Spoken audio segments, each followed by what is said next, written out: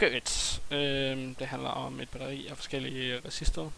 Opgave 1.1 hedder, hvad er batteriets indre resistans?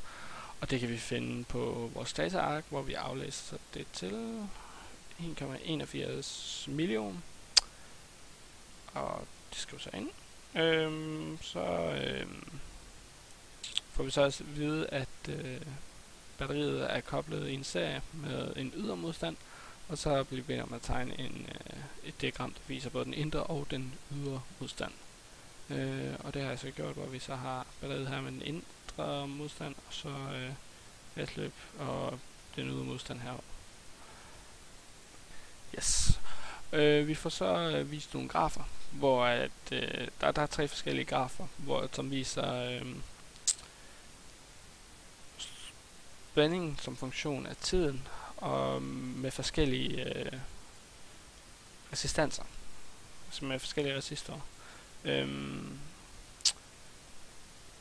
Her kan vi så se grafen, og vi bliver bedt om at måle nogle støttepunkter for den første graf, den anden graf og den tredje graf. Og det gør jeg så. Og de støttepunkter får jeg så til dem, der står her. Yes.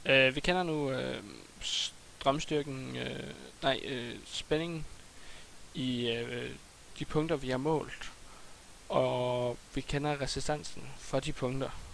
Så derfor skal vi bruge Ohms lov til at regne strømstyrke ud, og så sætter jeg strømstyrken som funktion af tiden, som kan ses her.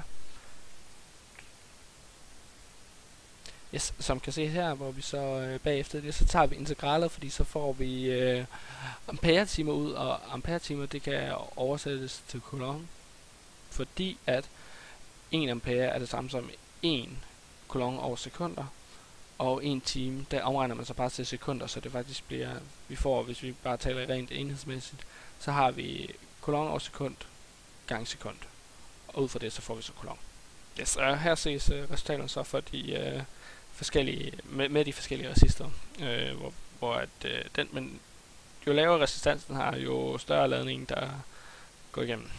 Yes, nu kender vi så både spændingen og strømstyrken i bestemte punkter, og ud fra det kan vi så finde effekten, fordi at P er lige med U gange I, altså effekt er lige med spænding gange strømstyrke.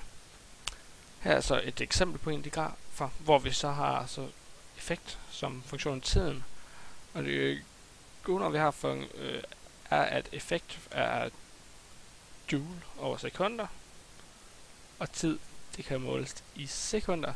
Så hvis vi tager integraler af det, så får vi et tal, som hedder, lige det her, det hedder det 4,099 watt-timer.